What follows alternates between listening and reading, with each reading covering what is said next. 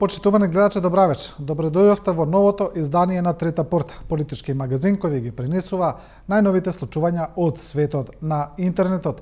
Се разбира дека во оваа емисија единствена и неизбежна тема се материјалите кои ги објавува опозицијата, прислушуваните разговори во кои опозицијата тврди дека слушаме многу од актуелните министри и останати државни службеници кои зборуваат за низа на нерегуларности, незаконитости и неморални делувања. Во оваа емисија се разбира она што е најбитно е дека продолжуваме веднаш по вчерашната бомба на опозицијата која е објавена на трибина во Универзалната сала. Таа бомба е продолжение на минатиот прес на СДСМ во кој се зборува за изборни нерегуларности. Тоа е продолжение и овој пат се слушна. Опозицијата вели дека слушнавме дека многу од министрите зборуваат за директно влијание врз гласачи, за влегување во избирачки списоци, за незаконски действувања во однос на изборите и сето тоа за да се дојде до поголем број на гласови и да се земат оние гласови кои не и припаѓаат на власта. Почнуваме со директни реакции и првин со веста за тоа што се случуваше синоќа во Универзалната сала. Еве, ова е еден од написите за тоа, вели: СДСМ се отворале запечатени гласачки кутии, гласале починати, се исклучувале лифтови, се подикнувало насилство. Вадење оригинали гласачки листи од запечатени гласачки кутии, распоредување гласачи во општини, како на пазар. Амди Бајрам организирал да гласаат починати лица, војниците да гласаат за ВМРО, инако нема да видат војници, потикнување насилство за да се средат изборни проблеми, исклучување лифтови за да не може стари лица да гласаат, договарање да се озвучи провокатор и да се прати кај Андреј Жерновски. Ова е тема на дел од разговорите што беа пуштени во Универзалната сала. А синоќа седница за Македонија одржа и Европскиот парламент. Таму се зборуваше за резолуцијата за напредокот на Македонија. Европските парламентарци повторно бараат Европа да одобри продолжување на преговорите и одобрување на кандидатскиот статус со Македонија. Ќе видиме што ќе се случи, но и доаѓа една интересна изјава од еврокомесарот за проширување Јоханес Хан. И таа се однесува во однос на овие прислушувани разговори.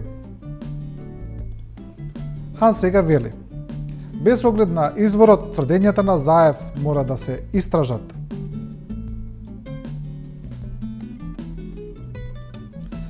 Без оглед на изворите на прислушувањето кои треба да се истражат, секоја потенцијална злоупотреба која се открива во нивната содржина мора да биде истражена и да се преземат адекватни мерки.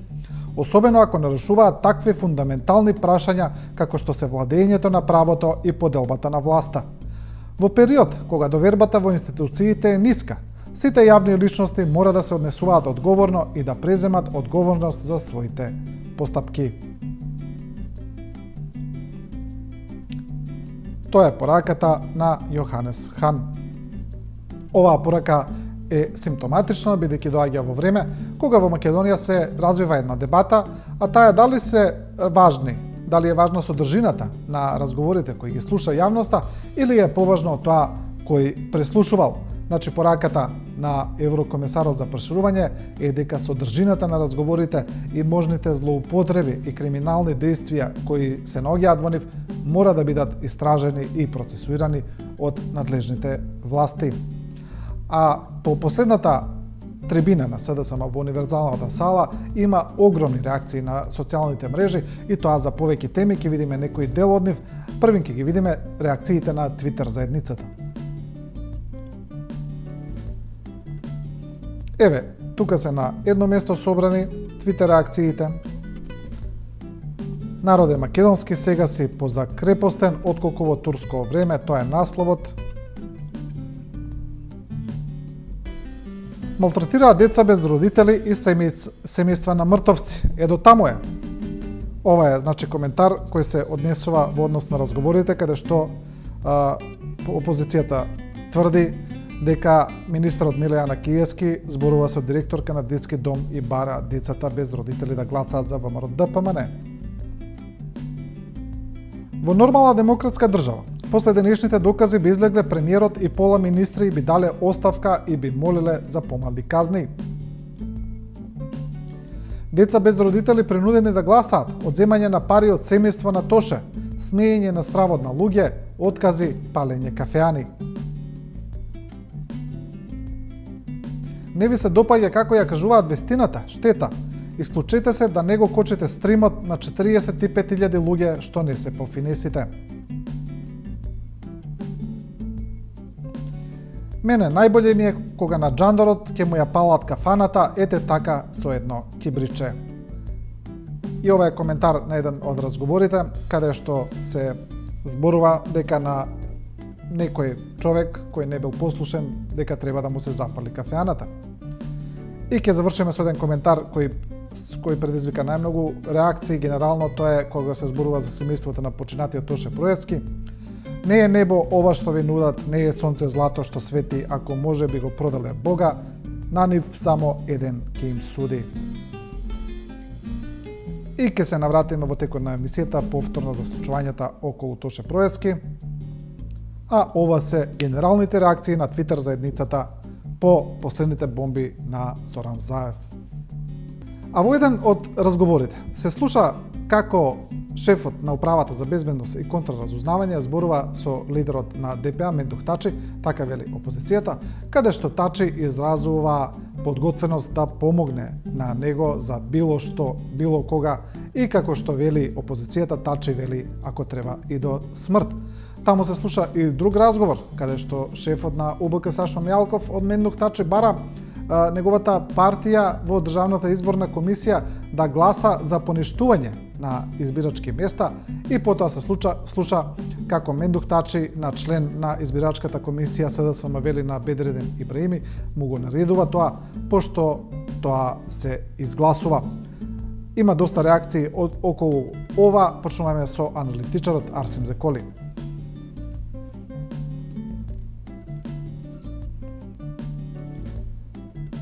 Значи, една од генералните пораки на Зеколи е дека ова е крајот на кариерата на Мендух Тачи.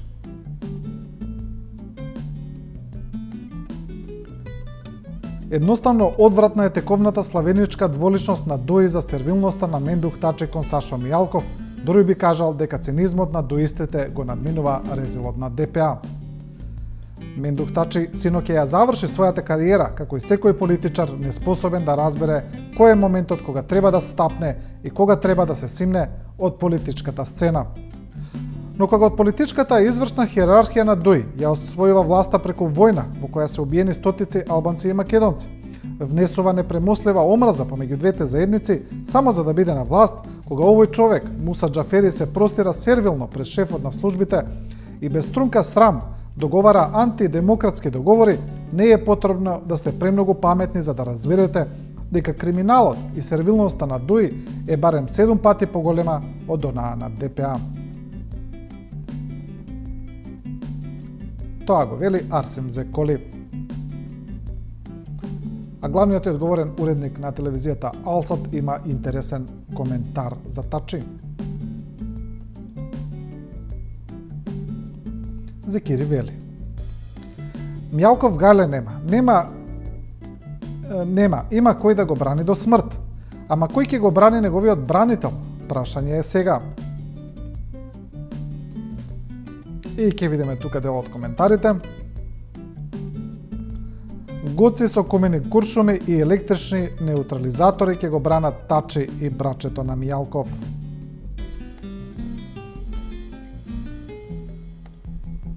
И се разбира, веднаш го имаме оној хумористичен пристап кон целата работа. Еве еден Facebook профил, значи кој се нарекува Странски служби и кој така е наречен, можам да кажам иронично, каде што се објавуваат постови, каде што се објавуваат материјалите кои ги објавува опозицијата. Сега има и еден пост кој се однесува на Мендух Тачи од ДПА.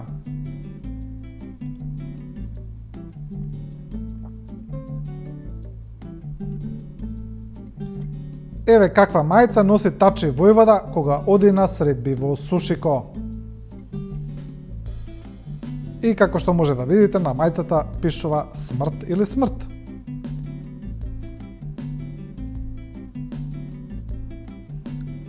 А Илија Димовски од ВМРО ДПМН имаше повеќе постови на својот Facebook профил во однос на случувањата околу бомбите на опозицијата, ќе прочитаме еден од нив. Илија Димовски овој пат зборува за претседателскиот кандидат на СДСМ Стево Пендаровски. Стево П вели дека оние што слушале и ги слушале сите што не мислат како нив. Слушнавме само разговори од власт, како да се кажа сам кој слушал, а? И ќе видиме дел од коментарите, значи тука Димовски сака да ја потврди тезата на власта дека опозицијата во соработка со странски служби ги има нарачано овие разговори. Друже, ќе видиш, почекај, пишува еден Facebook корисник, а друг Иле остави ги издишаа како балони по нова година, зарезал се повеќе и не се интересни. Циркузанти се. А овој Александар Верушевски уште го користи терминот друже, комуњари, исто како волкот влакното го менува, ама карактерот не. Значи, ова се разбира еден коментар кој го поддржува Илија Димовски и го користи оној термин комуњари кој што можеме прилично често да го слушаме во прислушуваните разговори. А најмногу реакции во јавноста предизвика еден од прислушуваните разговори кои ги објави опозицијата, за која СДСМ вели дека ги слушаме министрите за транспорт и врски Милејана Киевски и министерката за култура Елизабета Канчевска-Милевска, во која се зборува за семејството на трагично починатата македонска звезда Тоше Проески. Во тој разговор се слуша дека семејството на Проески ќе остане без парите кои ги добива од државата, бидејќи не сакаат да гласаат за ВМРО ДПМН. За ова има најмногу реакции на социјалните мрежи. Почнуваме со Марко Ружин, кој има Facebook пост посветен токму на оваа тема. Ружин пишува: за тоа колку му сгрешиле на Тоше Проески. Ова е само почетокот. Тоше одамна го таргетираше оваа група на луѓе како нивен непријател. Прашање беше само кога ќе излезе во јавност. Но повторувам, многу е голем гревот кон Тоше. Овие владеачки структури со нивните притисоци направија ситуација во која Тоше бил принуден да живее и работи под притисок. Едно е сигурно, Тоше никогаш не би поддржал такви антихристи. Продолжуваме со новинарката и сега портпарол на општината Центар Катерина Цаневска, која пишува исто така во однос на Тоше Проески. Што е тоа во луѓето тажно, гнасно, што живеат во животи туги, кој во моето минато плови, сосем мирно, без да се срами. Тоа се стихови од песна на Тоше, вака пееше Тоше и неговото име го извалкавте. И неговата звезда и семејство ли сакавте да ја впрегнете во партиска машинерија, вие ништо не давате бесплатно. Па и гласовите на децата без родители ги препродавате. Војниците и затворениците ви се купо-продажна роба. Припадниците на МВР да не се дрзнат поинаку да гласаат, бидејќи нив ВМРО ДПМН во МВР ги вработило, имаа да гласаат како што ќе им се каже.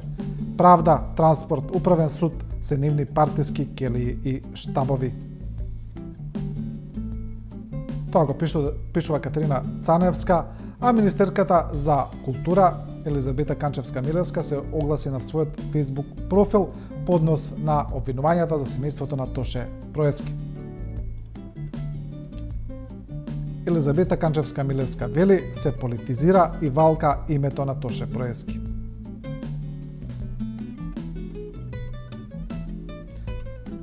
Како жена, сопруга и мајка и како искрен почитувач на делото на Тоше Проески, сум згрозена и длабоко загрижена од обидот за политизација и валкање на неговото име и неговата фамилија. Јас и како човек и како министер во многу наврати со конкретни дела и постапки имам демонстрирано исклучително висока почет и конкретна поддршка за семејството на Тоше Проески, без при тоа да се обидувам да градам политички поени како што тоа го прави СДСМ, плукајки и сејки омраза. Тоа го пишува министерката за култура на својот Facebook профил во однос на објавените разговори. А друга Facebook група која ги објавува ставовите кои можеме слободно да кажеме дека се во однос на поддршка на власта, на својот Facebook профил ја објави веста од синоќа, значи 15 минути некаде пред да почне најавениот настан на СДСМ во универзалната сала, излезе Министерството за внатрешни работи и го осомничи лидерот на СДСМ за ново кривично дело, овој пат велат за примање подкуп при продажба на земјиште во Струмица во 2013 година. Ќе видиме за што се работи. Значи, таа Facebook група се вика Шетај Бранко. Лидерот на СДСМ се сомнеше за подкуп од 200.000 евра. Туку што пристигна видеоматеријалот.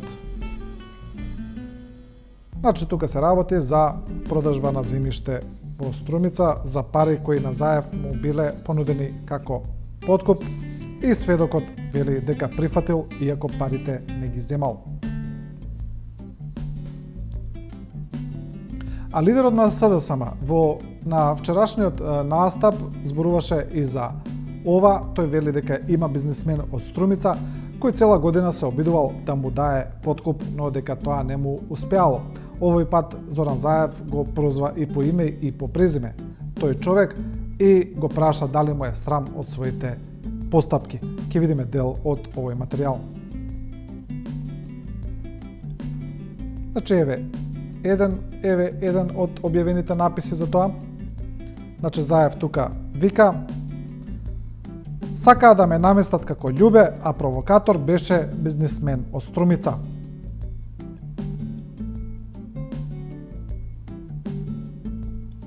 Заев истакна дека цела една година власта ангажирала бизнисмен од Струмица кој требало да му даде пари на Заев, но тој истакна дека не подлегнал на замката. Истакна дека вчера го пријавил случајот. Заев исто така истакна дека им дојде крајот на Никола Груевски и неговиот браточет Сашо Мјалков.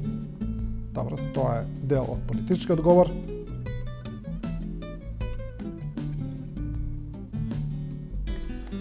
И оваа недела не стигнаа реакциите по последните разговори, по претходните разговори кои ги објави опозицијата, на кои министерката за внатрешни работи се тврди дека зборува навредливо за една цела етничка група, тоа се ромите, во однос на нивното излегување на избори.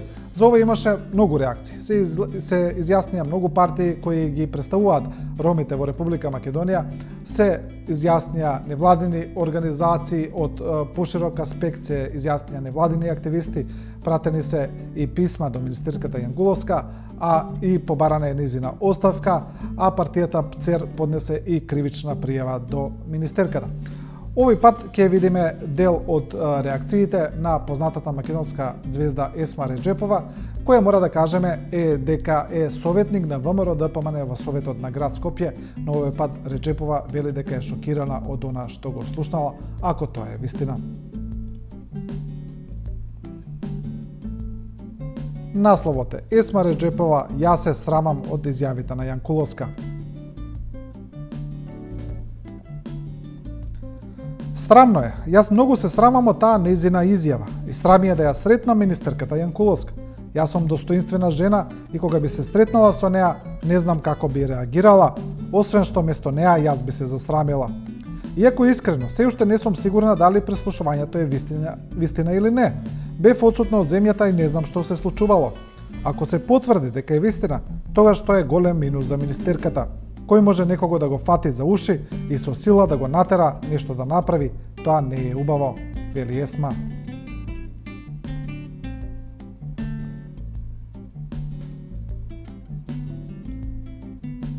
А медиумите пренесуваат и дека во дневникот на телевизијата Сител имало обид да се одбрани министерката Јанкуловска од оваа изјава, па таму е повикан пратеникот Амди Бајрам. Еве еден од насловите: Амди Бајрам и Латас во одбрана на Јанкуловска, ромите не требало да и се лутат за навредите. Пратеникот Амди Бајрам и главниот уредник на Сител телевизија професор доктор Драган Павловик Латас во вестите на Сител се трудеа да ја одбранат министерката Гордана Јанкуловска. Според Бајрам, таа ги сакала ромите, а зборот цигар не била некоја голема навреда. Во тоа му помагаше Латас, кој дури и го употреби зборот каур како нешто нормално. И веројатно гледачите на телевизија требало да извлечат заклучок дека сите треба меѓусобно да се навредуваме, бидејќи така ќе докажеме дека сме се сакале. Ете, тоа е написот по однос на гостувањето на Амди Бајрам во дневникот на Сител. И пред самиот крај на емисијата ќе прочитаме уште некои колумни кои исто така се однесуваат на овие настани, генерално на бомбите на опозицијата, на политичките случувања и генерално на политичката криза. Се огласи писателот и академик Божен Павловски, кој работи и живее во Австралија. Тој сега има друга порака, вели дека во Македонија се случува големо национално будење. Големо будење на Македонија по граѓанска основа, пишува Павловски.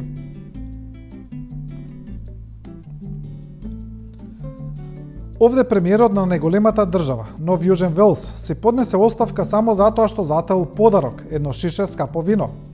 Веројатно и македонската демократија во некоја блиска иднина ќе го издигне на повисоко рамниште моралот на политичарите. Македонија е земја обдарена со сите природни и човечки убавини, но таа колната сиромаштија предолго одржува робски менталитет кај некои граѓани. Полека, за жал, многу полека работите ќе се дојдат на своето место. Нашата мала држава е преполна со образовани и свесни граѓани кои сепак нема да дозволат манипулациите под дејство на бедата. Освен тоа, половина од граѓаните на Македонија живеат во земјите со развиена демократија и остваруваат природно зрачење во своите разгранети семејства. Затоа, верувајте им на своите браќа и сестри во старата татковина и одете да ги охрабрите, да им помогнете.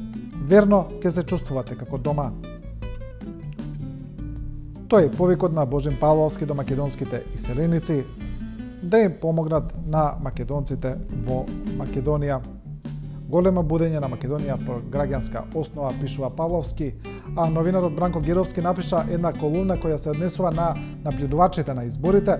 Тој вели дека испровоциран од една од последните ставови изјави на граѓанската асоциација Мост, која ги наблюдува изборите. Имено Мост излезе во јавноста и кажа дека таа ги забележала повеќето од неправилностите кои се слушаат во објавените снимки и дека ги нотирала, дека ги забележала и дека тоа се некои од сличните забелешки кои се праќани по секој изборен циклус. Со ова Геровски не се согласува.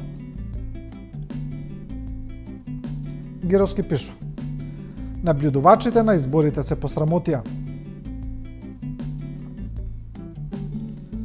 Редно е да бидеме малку поискрени и да си признаеме дека сознанијата за драматична компрометација на изборниот процес, за притисоци, директен подкуп, корупција на медиумите, за груби манипулации со избирачкиот список и со изборните тела, ниту една наблюдувачка мисија, домашна или странска, досега не сакаше да ги истражи, да ги потврди и да ги регистрира во извештаите како проблем што ги делегитимира изборите.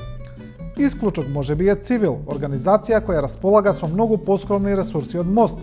Со еден збор, илјадници евра дадени за мониторинг и за верификација на изборниот процес буквално се фрлени во ветер, односно потрошени за потврда на големата лага дека изборите биле генерално во ред со мали нерегуларности.